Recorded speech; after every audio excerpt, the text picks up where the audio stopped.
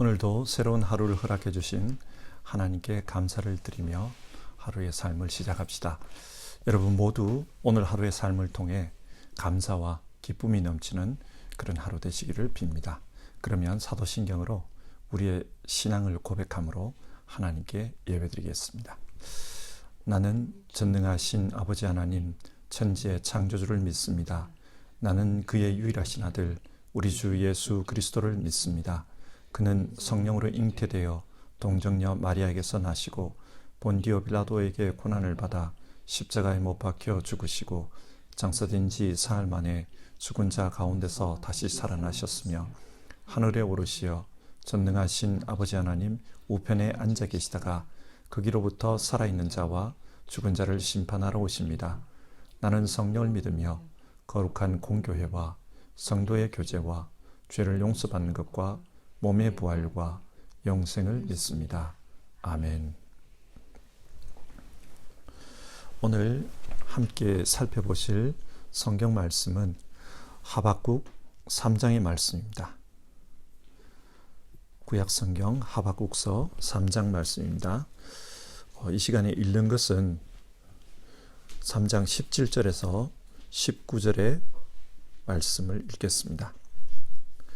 무화과 나무에 과일이 없고 포도나무에 열매가 없을지라도 올리브 나무에서 딸 것이 없고 밭에서 거두어 드릴 것이 없을지라도 우리의 양이 없고 외양간에 소가 없을지라도 나는 주님 안에서 즐거워하련다. 나를 구원하신 하나님 안에서 기뻐하련다. 주 하나님은 나의 힘이시다. 나의 발을 사슴의 발과 같게 하셔서 산 등성이를 마구 치닫게 하신다. 아멘.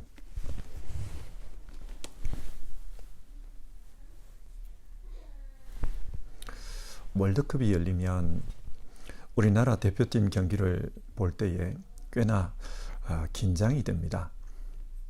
잘해야 하는데, 이겨야 하는데 그런 마음이 있기 때문입니다. 사실 따지고 보면 대표팀이 이기든 지든 우리 생활과는 별 상관이 없습니다. 그런데 이겼으면 좋겠다. 긴장하면서 봅니다. 어쩌면 이런 것도 애국심이 아닐까 그런 생각이 듭니다. 그런데 이런 경기를 재방송으로 보면 어떻습니까? 별로 긴장이 안 됩니다. 왜 그렇습니까? 이미 결과를 알고 보기 때문입니다. 예를 들어 2018년도에 한국하고 독일하고 경기를 했습니다. 저는 그날 신방이 있어서 그 경기를 재방송으로 보았습니다. 실시간으로 보면 한국이 밀릴 때에 이러다가 골 먹는 거 아닌가 많이 긴장이 되고 그랬을 것 같은데 재방송으로 보니까 한국이 많이 밀려도 아무렇지도 않았습니다. 왜 그렇습니까? 결과를 이미 알고 있기 때문입니다. 한국이 이겼습니다. 왜 이런 이야기를 하는가 하면 오늘 성경 내용이 이런 내용이기 때문입니다. 하박국은 하나님으로부터 바벨론이 쳐들어와서 유다를 폐허로 만들 것이라는 말씀을 들었습니다. 유다는 그렇게 심판을 받게 됩니다. 그러나 그 심판 후 하나님께서 바벨론도 징벌하겠다고 하십니다. 그러면 유다는 다시 회복이 될 것입니다. 하박국은 유다의 미래에 대해 이미 결과를 들어서 알고 있습니다. 그러는 가운데 실제 역사를 보니까 바벨론이 점점 강해집니다. 그리고 유다를 위협해 옵니다. 하나님이 말씀하신 그대로였습니다. 그러면 이때 유다가 위협을 받을 때 하박국은 어떤 반응을 보일까요? 두려워해야 할까요? 아닙니다. 그는 이미 결과를 알고 있습니다. 그래서 하박국은 두려워하는 것이 아니라 하나님께 기도를 드립니다. 그것이 오늘 우리가 살펴볼 하박국 3장의 말씀입니다. 먼저 1절을 보시면요. 이것은 시기 오롯에 맞춘 예언자 하박국의 기도이다. 여기서 시기 오롯은 당시의 음악 용어인 것 같습니다. 아마 옛날에는 예배를 드릴 때 이런 기도문을 찬송가로 불렀을 것입니다. 어떤 장르의 음악으로 찬송을 부를 것인가? 그 음악 장르가 시기 오롯이라고 신학자들은 그렇게 추측합니다. 시기 오롯이 구체적으로 어떤 장르인지는 알 수 없지만 음악의 한 장르임에는 틀림없어 보입니다. 그러면 하박국은 이 기도문을 통해 어떻게 기도했습니까?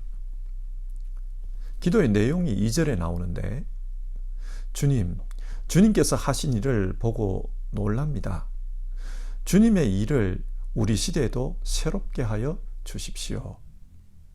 여기서 주님께서 하신 일이란 과거에 하나님께서 이스라엘 백성에게 베푸신 구원을 가리킵니다.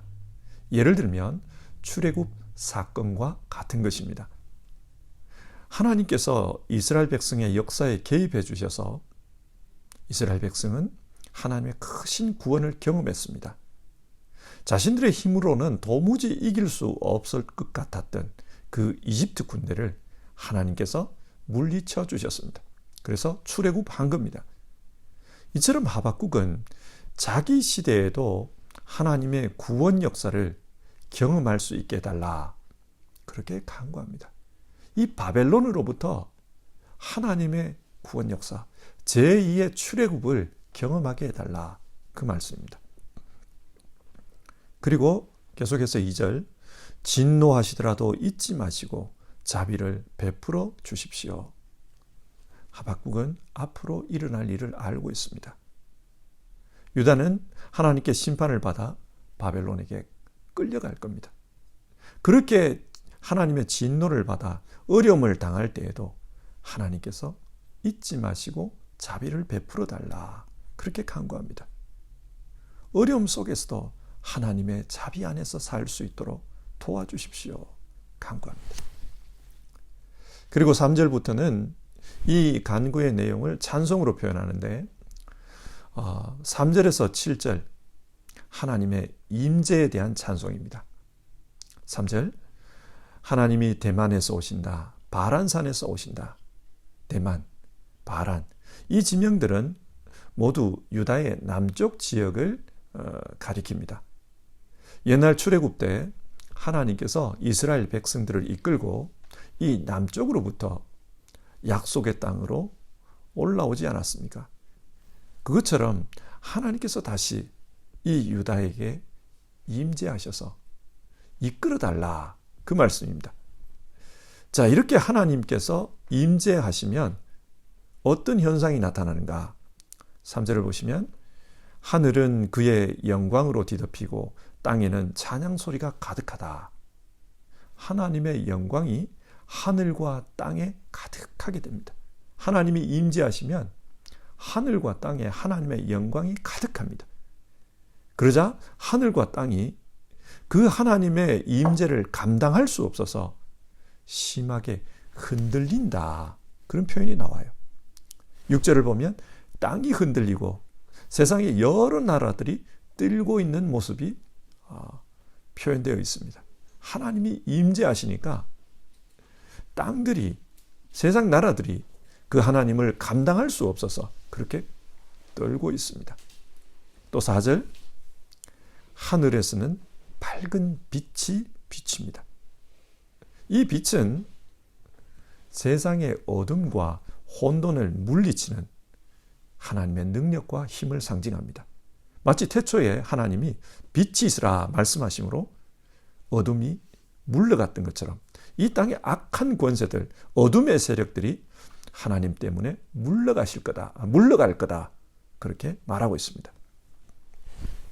그리고 5절, 하나님께서 하나님을 대적하는 이들을 질병과 전염병으로 심판하신다. 그런 말씀이 나옵니다.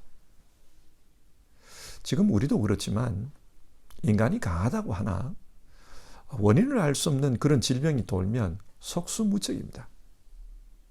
이사야서 39장 36절을 보면 히스기야 당시 유다를 위협하던 아시리아 군대 18만 5천 명의 이야기가 나옵니다.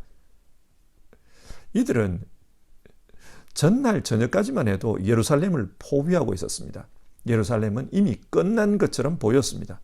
그런데 그 다음날 아침 해가 밝았을 때 이 군사들이 모두 죽은 채로 발견이 되었습니다. 신학자들은 하나님께서 급성 전염병으로 그들을 치셨다, 그렇게 주장합니다. 이처럼 하나님이 임재하셔서 대적들을 심판하실 것이다, 성경 그렇게 말합니다.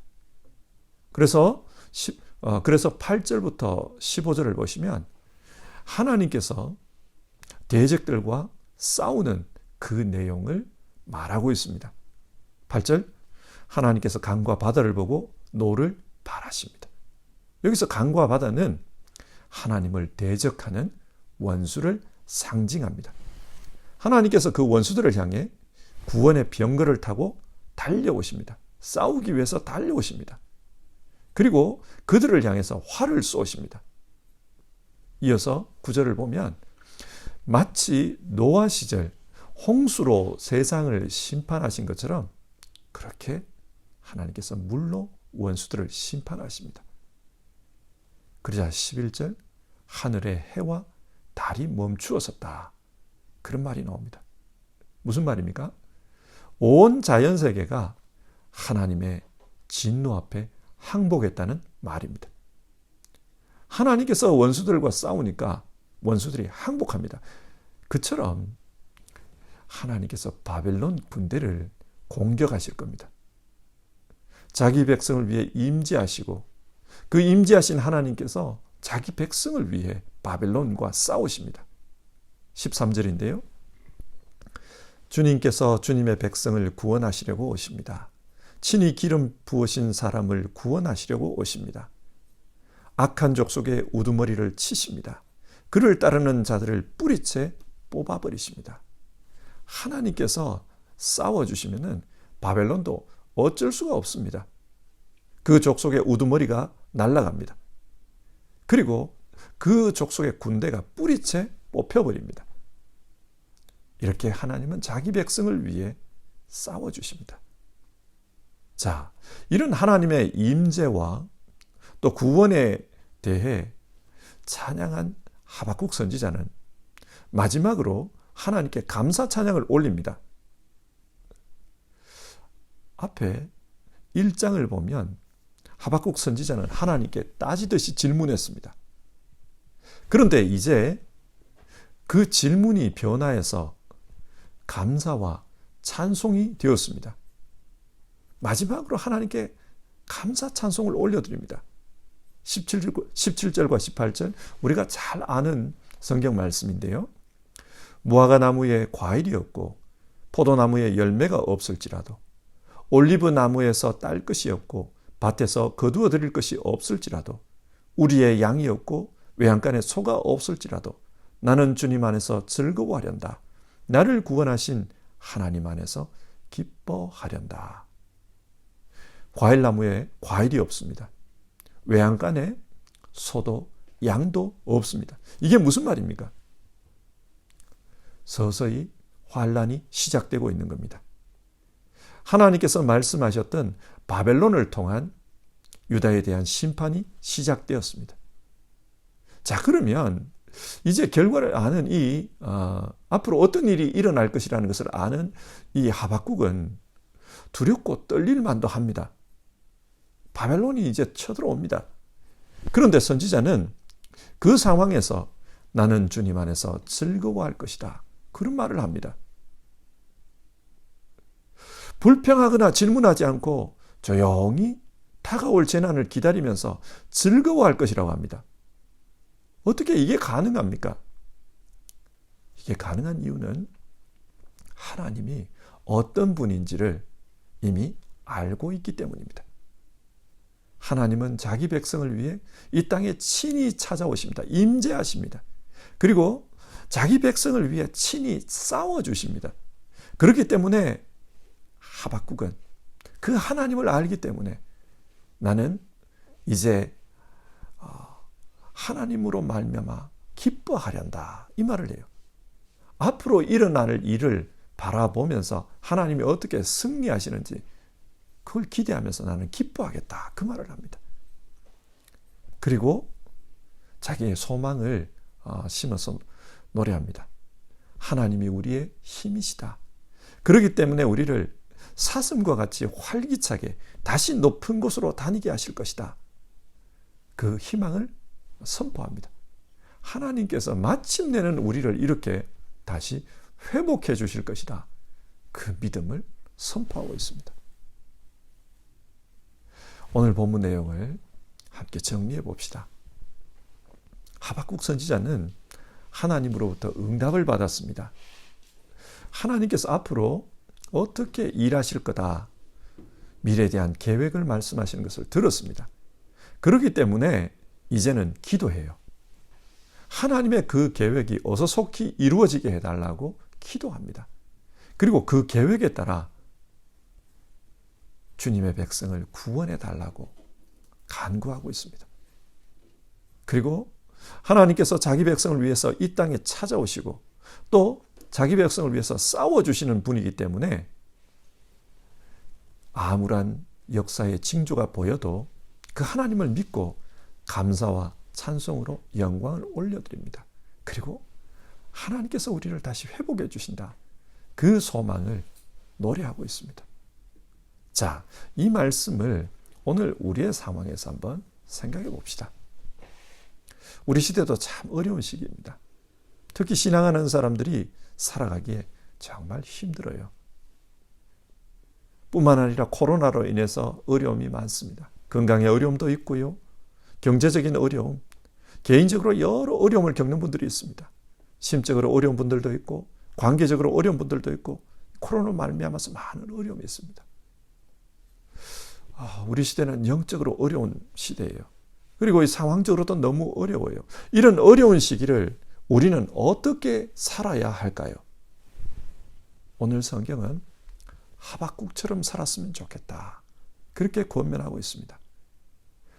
어려움이 다가올지라도 하나님을 믿고 있지 않느냐, 그 하나님을 신뢰하며 기도하라. 그 하나님을 신뢰하기 때문에 그럼에도 불구하고 감사하며 기뻐하며 살아라, 우리에게 그것을 권면해요. 근데 여러분, 이것이 어떻게 가능합니까? 하박국은 하나님을 알기 때문에 가능했습니다. 하나님의 뜻을 압니다. 그리고 하나님이 어떻게 일하시는 분이라는 것도 압니다. 그래서 감사합니다. 하나님을 알기 전에는 따지고 질문했습니다. 그러나 하나님을 알고 난 후에는 그는 조용히 기도하며 또 하나님께 찬송하며 영광을 돌립니다. 자, 그러면 하나님을 아는 것이 무엇입니까? 히브리 말에서 안다는 것은 관계 속에서 살아가는 것을 의미합니다. 창세기에 아담이 하와를 알았더라, 그런 말이 나옵니다. 여기서 안다는 것은 지식으로 아는 것, 개념으로 아는 것이 아니라 관계 속에서 함께 살아가는 것을 의미합니다. 그처럼 하나님을 안다는 것도 하나님과 함께, 하나님과 믿음의 관계 속에서 함께 살아가는 것, 그것을 의미합니다. 예수님은 이것을 설명해 주기 위해 포도나무와 가지 비유를 말씀해 주셨습니다. 하나님 아버지는 포도원 농부시라고 합니다. 그리고 예수님 자신은 포도나무이고 우리는 그 포도나무에 붙은 가지라고 했습니다. 가지가 포도나무에 붙어 있으면 그 나무가 주는 생명력으로 살아있고 뿐만 아니라 열매를 맺습니다. 그처럼 우리 역시 예수님을 믿는 가운데 예수님과 하나가 되어서 예수님이 주시는 생명으로, 예수님이 주시는 말씀으로, 예수님이 주시는 은혜로 우리 삶에 열매를 맺으며 살아갑니다. 여기서 우리가 기억해야 할 것은 예수님께서는 우리를 통해 열매를 맺는다는 사실입니다. 예수님은 이와 비슷한 비유를 말씀해 주셨어요. 그게 뭐냐? 달란트 비유입니다. 예수님께서 종들에게 달란트를 나눠줍니다. 그리고 그 종들을 통해 다시 달란트를 거둡니다. 열매를 거둡니다. 5달란트를 준 자에게 5달란트가 더 남았어요. 열매를 거둔 겁니다. 2달란트를 준 자에게 2달란트 열매가 거쳤어요. 그러니까 진짜 하나님과의 관계 속에서 바른 믿음으로 살면 포도나무에 포도가 열리듯 우리 삶에 열매가 나타납니다. 자, 여기서 생각해 봅시다. 만약 우리 삶에 열매가 없으면 누구에게 손해이겠습니까? 우리 자신에게도 문제가 되지만 하나님에게 손해입니다. 농부인 하나님에게 손해가 됩니다. 하나님에게 손해가 된다는 말이 무슨 뜻입니까? 하나님은 그냥 바라보고만 계시지 않는다는 사실입니다. 농부이신 하나님께서 그냥 손 놓고 가만 계시는 게 아니라는 말입니다. 하나님께서 도와주십니다. 우리가 열매 맺는 인생이 되도록 일해 주십니다. 오늘 성경이 그것을 말씀합니다. 유다 백성이 비록 죄를 지었지만 그러나 하나님은 다시 그들을 위해 일하십니다. 가지칠 것은 치고 잘라낼 것은 잘라내고 거름 줄 것은 거름을 줍니다. 그래서 다시금 이 유다로 하여금 열매 맺게 하십니다. 우리는 하나님을 알아야 합니다. 하나님은 우리를 위해 일하시는 분이십니다. 예수님께서도 안식일에 환자를 고치신 후에 내 아버지께서 일하시니 나도 일한다. 그렇게 말씀하셨습니다. 하나님께서는 안식일에도 쉬지 않고 우리를 위해 일하십니다. 예수님께서도 우리를 위해 일해주고 계십니다. 오늘 말씀을 보면 하나님께서 자기 백성을 위해 이 땅에 임재하신다 그러잖아요. 그처럼 예수님은 2000년 전에 우리를 위해 이 땅에 찾아오셨습니다. 그리고 오늘 말씀에 자기 백성을 위해 싸워준다 그랬잖아요. 그처럼 예수님은 우리의 구원을 위해 십자가에서 싸워주셨습니다. 죄와 싸우셨습니다. 원수를 끝장내셨습니다. 뿐만 아니라 지금도 우리를 위해 일하십니다. 어디 예수님만 그렇습니까? 성령님께서도 말할 수 없는 탄식으로 우리를 위해 간구하고 계십니다. 우리를 위해 일해 주십니다. 우리를 도와주십니다. 그래서 우리가 하나님과의 관계 속에서 반드시 열매 맺게 하십니다. 성령의 열매가 맺히도록 그렇게 이끌어 가십니다. 삼위일체 하나님께서 우리를 위해 일해 주십니다. 그렇다면 여러분, 우리 역시도 이 하나님 때문에 하박국처럼 감사하고 기도할 수 있지 않을까요? 어려움은 있지만 그럼에도 불구하고 감사하고 기도할 수 있지 않을까요? 다시 처음 예화로 돌아가겠습니다. 축구 경기를 재방송으로 보면 이미 결과를 알기 때문에 우리 팀이 위기를 만나도 재미있게 볼 수 있습니다. 그 위기 때문에 누구를 탓하고 누구를 욕하지 않습니다. 마찬가지입니다. 하나님께서는 예수님을 보내주셨고 그 예수님을 통해서 이미 결과를 말씀해 주셨습니다. 그 결과는 우리의 승리입니다. 하나님의 승리입니다. 하나님 나라가 임합니다. 예수님께서 이미 죄와 싸워서 이기셨습니다. 마귀의 권세를 부수셨습니다. 그리고 마지막 때 다시 오셔서 우리로 하여금 나 있는 곳에 너희도 있게 하리라.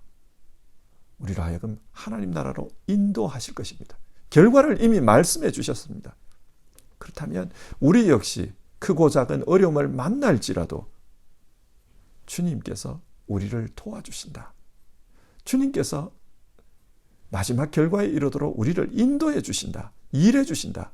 모든 것이 합력하여 선이 되도록 그렇게 이끌어 가실 것이다.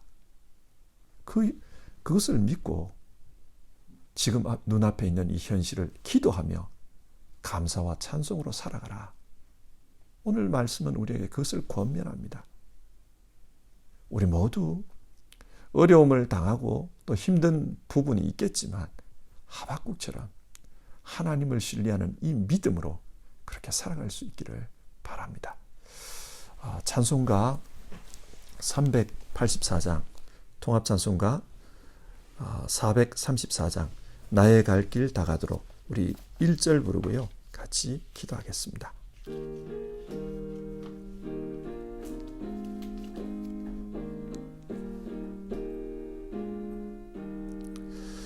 나의 갈 길 다 가도록 예수 인도하시니 내 주 안에 있는 긍휼 어찌 의심하리요.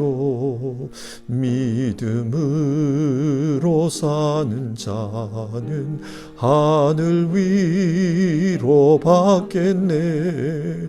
무슨 일을 만나든지 만사 형통하리라. 무슨 일을 만나든지 만사 형통하리라. 우리 이 시간 오늘 살펴본 말씀을 가지고 함께 기도합시다. 어려움 속에서도 하박국은 하나님을 믿는 믿음 가지고 그렇게 기도하고 찬송했습니다. 어려움이 다가왔지만 하나님을 알기 때문에 불평하거나 원망하는 것이 아니라 오히려 기도하고 감사하는 모습을 보았습니다. 우리도 이 어려운 시기 하박국과 같은 믿음 가지고 살아갈 수 있기를 기도합시다.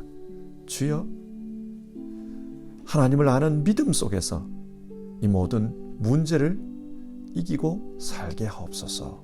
우리 같이 기도합시다.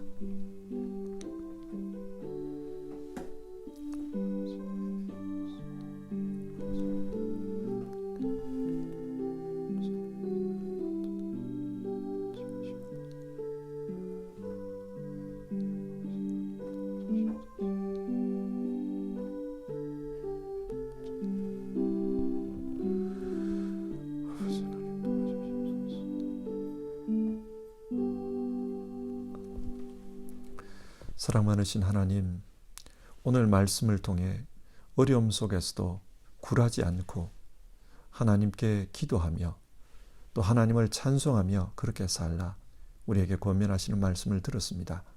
하박국은 하나님이 어떤 분이심을 알기 때문에 그래서 어려움이 다가오는 것을 예감하고도 기도하며 찬송하며 살았습니다. 하나님, 우리 역시도 이 어려운 시기 하박국처럼 살 수 있도록 도와주시옵소서. 우리는 하나님을 압니다. 예수 그리스도를 통해 우리 가운데 찾아오셨고 또 예수 그리스도를 통해 십자가로 승리하게 해주셨습니다. 우리의 모든 질고를 다 감당해 주셨습니다. 그리고 우리에게 하나님 나라를 약속해 주셨습니다.